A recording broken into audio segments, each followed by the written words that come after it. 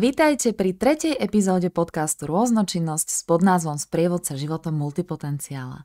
V predchádzajúcich epizódach ste si mohli vypočuť, čo je multipotencialita, kto je multipotenciál a tiež o svetlých a tienistých stránkach multipotenciality.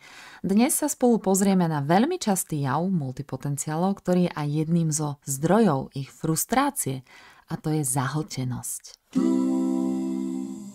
Poznáte ten pocit, keď sa vám v hlave zbieha príliš veľa nápadov, plánov, snov a žiaden nemá dostatok priestoru? Dnešná epizóda je práve o tom, čo zahltenosť robí s multipotenciálom a čo s tým môže urobiť. Čo znamená zahltenosť u multipotenciála? Možno ste si to už všimli na sebe. Ten zvláštny paradox, že čím viac vás niečo zaujíma, tým ste unavenejší. Čím viac možností máte, tým väčší tlak cítite. A čím viac nápadov vám lieta v hlave, tým viac sa cítite neschopne. To je zahltenosť. A u multipotenciála je to veľmi špecifický zážitok. Zahltenosť nie je to isté ako mám veľa práce. Nie je to len nabitý kalendár alebo príliš veľa povinností. U multipotenciála ide o mentálny a emočný overload, o zahltenie zo všetkého, čo sa deje vo vnútri. Predstavte si, že vo vašej mysli beží naraz 17 rôznych okien, ako okna prehliadače, keď surfujete po internete. Neviem, koľko ich máte otvorených vy, ale ja že veľmi veľa. Predstavte si, že v každom okne je iný projekt. Sen, nápad, spolupráca, téma, jednoducho čokoľvek, čo by ste chceli preskúmať. A minimálne 3 biznisy, ktoré ste ešte nezačali, ale už máte logo. A do toho vám niekto položí otázku. Tak čo teda vlastne robíš? A váš mozog zrazu zamrzne. Zahltenosť vzniká, keď sa snažíme držať v hlave všetky nápady naraz. Máme príliš veľa vnútorných impulzov, no chýba systém, ako s nimi pracovať. Všetko nás láka, ale nič nemá priestor poriadne dozrieť. Alebo keď sa na seba hneváme, že zasa sme niečo nedokončili, hoci sme toho urobili veľa. Je to zahltenie vlastným potenciálom, ako by ste sa dusili vlastným talentom, pretože nemá priestor dýchať. A to je únavné. Zahltenosť teda nie je len veľa práce, je to mentálny šum z množstva ideí, emocionálna preťaženosť zo zodpovednosti, nevyužitého potenciálu, tlak nepremárniť príležitosť, keď máte veľa možností. A multipotenciál potom často vníma taký vnútorný chaos, v hlave mu beží množstvo to-do listov, cíti výčitky z toho, čo nestíha a zažíva rozhodovaciu paralýzu, čiže nevie si vybrať a zvoliť priority. Prejavy takejto zahltenosti u multipotenciálov by som rozdelila do niekoľkých vrstiev. Jednou z nich je mentálna zahltenosť a to je taký ten neustály vnútorný dialog. Toto by som mohla aj tamto. Ešte si musím zapísať, prečo som ešte nezačala. A tie myšlienky sa navzájom predbiehajú. Žiadna nevie, ktorá má prednosť. Druhou vrstvou je emočná zahltenosť. Sem patria vlastne výčitky, že ste zasa rozlietaní. Strach, že nič nepretavíte do reality. A frustrácia, že vás vaše vlastné nadšenie ničí. Je tu aj niečo ako zahltenosť identity. Čiže keď si kladieme otázky ako kto vlastne som tá, čo píše, tá, čo koučuje, tá, čo by chcela robiť podcast o filmoch a zároveň študovať psychológiu a ešte vyrábať keramiku? Takúto zahltenosť môže spúšťať veľa vecí, ako napríklad príliš veľa inšpirácie z podcastov, kurzov, sociálnych sietí, alebo nedostatok hraníc voči sebe aj druhým a tiež perfekcionizmus, ktorý sa maskuje ako mám len vysoké štandardy. A paradoxne je to aj vnútorný oheň, ktorý chce zažiť všetko a nevynechať nič. Zahltenosť nie je znak toho, že by ste nezvládali život. Naopak je to dôkaz toho, že v sebe nesiete mnoho smerov, schopností a túžob, len ešte nemáte systém, ako s nimi vedome narábať. A práve preto si o tom dnes hovoríme, lebo keď porozumiete tejto zahltenosti, začnete vnímať svoje schopnosti ako dar a nie ako prekliatie. Ako sa multipotenciál cíti v zahltenosti a ako ho ovplyvňuje? Zahltenosť nie je len stav v hlave, je to niečo, čo cítime v celom byti. Nie je to len mám veľa nápadov, je to niečo ma ťahá, niečo ma tlačí, niečo ma brzdí a nič z toho neviem uchopiť. Ako keď sa vo vnútri rozbehnete, ale telo ostáva stať na mieste. A v takejto zahltenosti sa často cítime zaseknutí, napriek tomu, že máme chuť konať, unavení, aj keď sme vlastne nič konkrétne neurobili. Preťažení, ale nevieme presne čím, rozptýlení, myšlienky skáču ako žabky po vode. A nespokojní so sebou, s tempom, s výsledkami, s pocitom, že už by som mala byť ďalej. Zvonku to môže vyzerať, že sme len rozlietaní, možno trochu nesústredení, ale vnútri to býva veľmi náročné. Neustále sa rozhodujeme, čo je priorita. Cítime sa vinní, že niečo odkladáme. Sme na seba prísni, že zasa nedokážeme fungovať ako normálni ľudia. Porovnávame sa s tými, čo sa špecializujú, robia jednu vec a robia ju konzistentne. A vnímame sa ako tí, čo nič nedokončia. Aj keď pravda je oveľa komplexnejšia. A to všetko, táto zahltenosť a jej prejavy majú mentálny a emočný dopad. Mentálne vnímame zníženú koncentráciu, mentálny šum, ktorý neustále beží na pozadí. Ťažšie sa nám rozhoduje, medzi dvoma možnosťami často nevieme vybrať ani jednu a nálepkujeme sa potom nerozhodnosťou. Upadáme do pasivity alebo prokrastinácie, lebo je toho príliš. A emočne zažívame frustráciu, výčitky, hnev na seba, smútok, že sa nám stráca radosť z vecí, ktoré sme kedysi milovali, pocit nekompetentnosti, hoci reálne máme naozaj veľa schopností a strach, že svoj potenciál nikdy naplno nevyužijeme. A ešte je tu jeden tichý dôsledok. Zabúdame sa tešiť. Aj keď sa nám totiž niečo podarí, v hlave už máme 5 ďalších vecí, ktoré ešte nie sú hotové. Náš vnútorný systém odmien je vybitý. Niekedy si všímam, že zahltenosť v nás vyvoláva aj také zvláštne vnútorné napätie. Chcem, ale nemôžem. Viem, ale neviem ako. Cítim sa výnimočne, ale aj zbytočne a neúspešne. A to je dôležité povedať nahlas. Nie ste neúspešní, nie ste chaotickí a nie ste neschopní. Možno ste len v období, kde váš veľký potenciál potrebuje nový spôsob, ako sa prejaviť. Jemnejší, reálnejší, láskavejší. Zahltenosť je len signál, ktorý nehovorí o tom, že robíte niečo zlé, ale o tom, že máte viac, než ste zvyknutí uniesť bez systému. Ako by vyzeral život multipotenciála bez zahltenosti? Skúste si na chvíľu predstaviť, aké by to bolo. Mať v hlave pokoj. Nie prázdno, len pokoj. Stále tam sú nápady, stále cítite zvedavosť a túžbu tvoriť. Ale všetko má svoje miesto. Nápady a myšlienky sa nepredbiehajú, nekričia jedna cez druhú. Predstavte si, že ráno vstanete a presne viete, čomu sa dnes chcete venovať.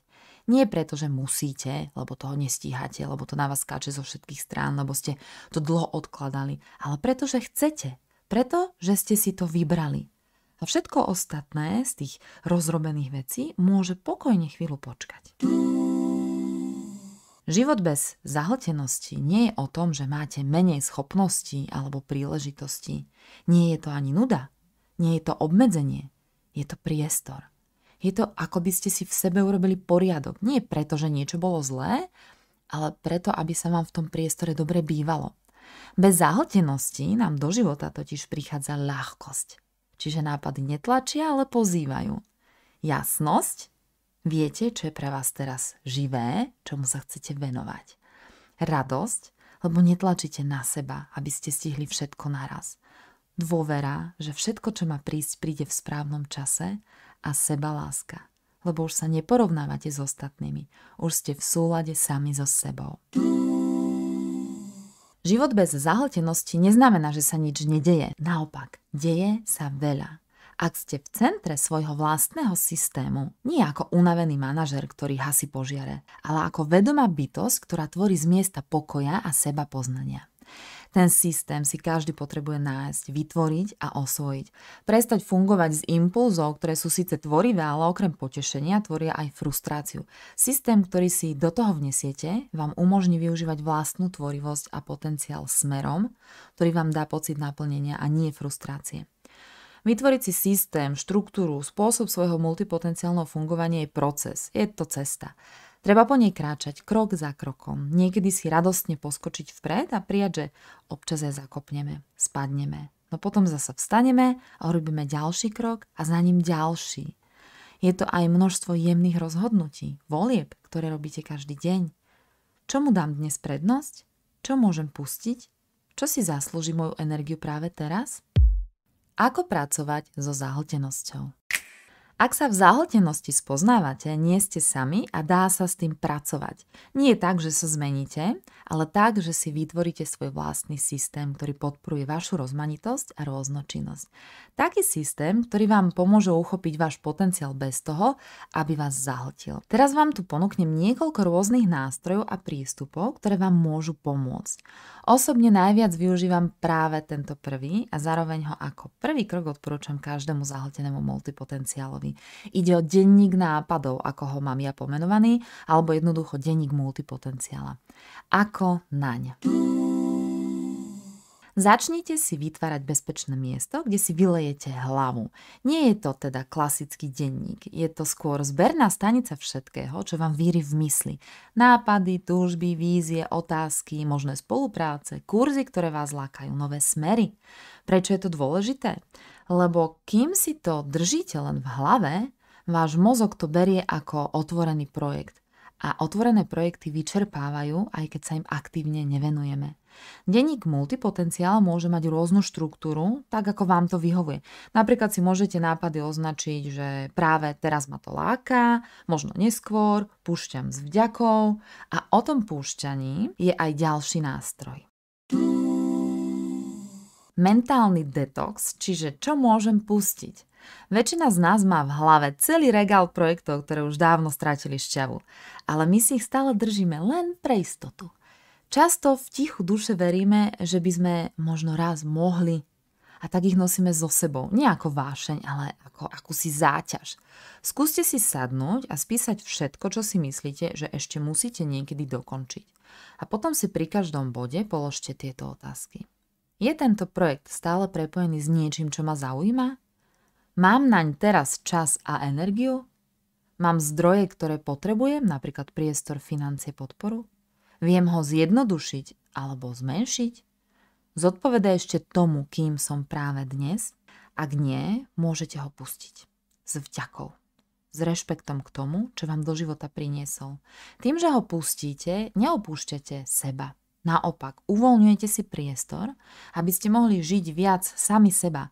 To, čo vám aktuálne dáva zmysel, aby ste sa otvorili novým veciam, ktoré môžu prísť do života, lebo už je na ne priestor. A my milujeme nové veci, zážitky a skúsenosti, tak prečo im nevytvárať priestor?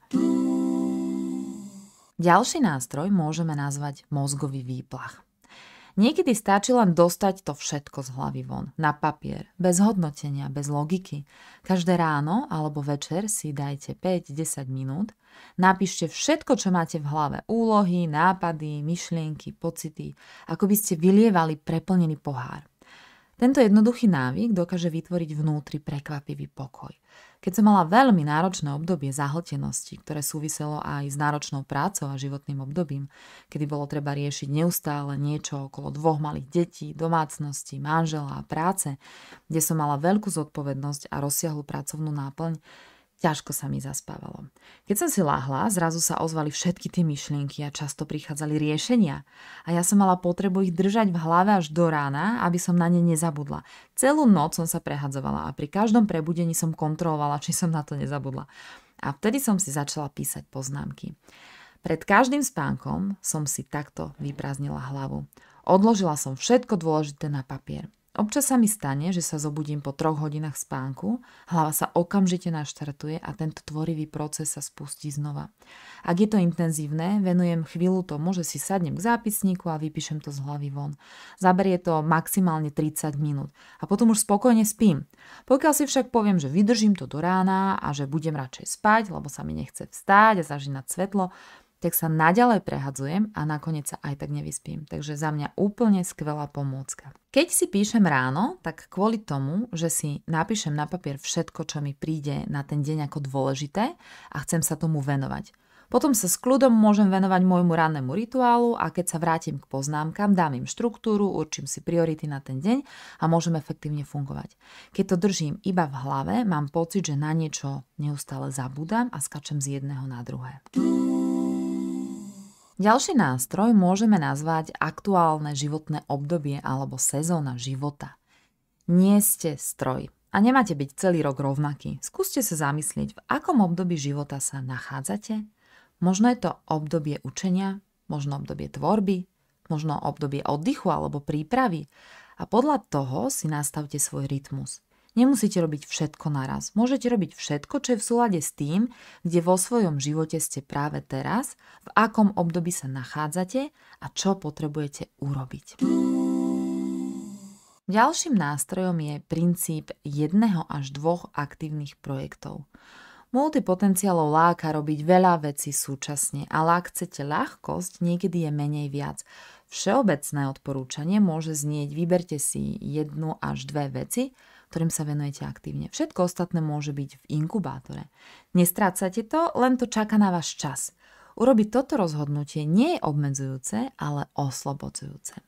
Princíp 1 až 2 projektov vnímam ako všeobecné odporúčanie, ten počet sa môže rôzniť. Moja skúsenosť však je, že multipotenciál potrebuje minimálne 3 rôzne projekty, medzi ktorými prepína, vtedy sa cíti taký živý. Ja osobne som si vybrala 4 projekty a rozčlenila som ich takto.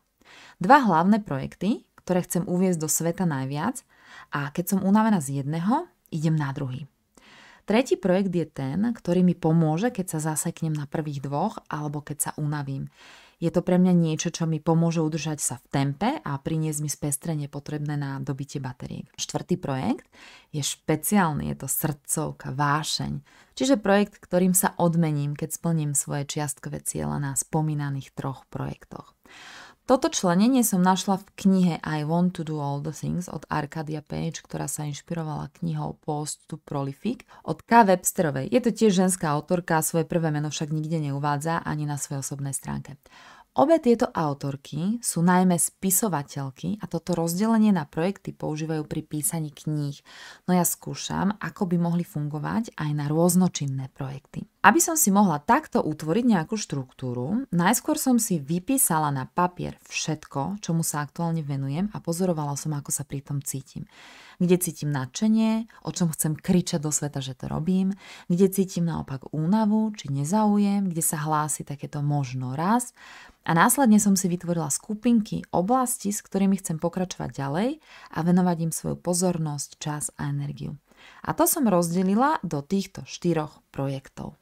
Keď som si teraz ten zápisník pozerala, tak som si uvedomila, že som sa rozpísala iba o tom prvom projekte, ostatné mi ostali v hlave, alebo som ich považovala za samozrejmosť. Čo sa mi opäť potvrdilo, tak to, čo napíšem, zhmotním. Všetko, čo som napísala k projektu Multipotenciála, tak som začala intenzívne robiť. Aj to, čo sa mi zdalo predtým ako nemožné, tak už tvorím a deje sa to. Čo ma vedie k tomu, že si dnes sadnem a rozpíšem si aj ostatné oblasti. Vždy to funguje, preto mám tak veľa zápisníkov. Sú to pre mňa magické stránky. A práve som dostala nápad vytvoriť magický zápisník. Presne takto funguje multipotenciál. Neustále má nápady a je potrebné prijať, že nie každý je potrebné zrealizovať. Nie každý nápad je tu práve pre mňa. Niektoré môžem posunúť. Stačí, keď si ho teraz poznačím do denníka nápadov a neskôr sa rozhodnem, čo s ním. Niekedy pri jeho zápise tá myšlienka tak ožije, že nápad zrealizujem takmer okamžite a niekedy sa z neho iba vypíšem a je to v poriadku. Aby som to uzavrela, tak zahltenosť je ako duševný pretlak. Čiže nie je to vaša slabosť. Je to skôr dôkaz toho, že toho v sebe nesiete veľa. Ale ten oheň potrebuje dobrý komín, inak začne dymiť. Ak ste sa v dnešnej epizóde spoznali, chcem vám úprimne povedať, nie ste v tom sami. To, že zažívate zahltenosť, neznamená, že ste zlyhali. Len ste pravdepodobne ešte nenašli systém, ktorý by rešpektoval vašu jedinečnosť. Moja dnešná výzva pre vás je, aby ste si vybrali jeden nástroj, ktorý som dnes spomínala. Jediný, nie všetky naraz. Možno práve denník nápadov, alebo 5-10 minútový výplach mozgu, možno otázky pre mentálny detox, alebo len chvíľa ticha, v ktorej si úprimne poviete, čo môžete s vďakou pustiť. Dajte si tento priestor pre seba ako dar. Nie preto, aby ste boli produktívnejší, ale preto, aby vám bolo ľahšie byť samými sebou. Ak vám dnešná epizóda priniesla úľavu alebo inšpiráciu, môžete preskúmať na mojej stránke www.jana.sol aj Ikigai coaching pre multipotenciálov, ktorý vediem. Pomáham ľuďom, ako vy, objaviť ich jedinečný smer, naučiť sa pracovať so zahltenosťou a vniesť do svojho života viac súladu, zmyslu a ľahkosti. A na záver, ak vám rôznočinnosť dáva zmysel, budem veľmi rada, ak podcast ohodnotíte vo svojej podcastovej aplikácii alebo odporúčite niekomu, kto by ho mohol potrebovať, prípadne ho zazdieľate na Instagrame či Facebooku s krátkou myšlienkou, ktorá vás oslovila. Ďakujem, že ste tu, že ste sa započúvali, že tvoríte svoj život po svojom a že aj keď je váš smer možno nelineárny, stále je to cesta. Verím, že sa počujeme v ďalšej epizóde podcastu Rôznočinnosť. Prajem krásny deň.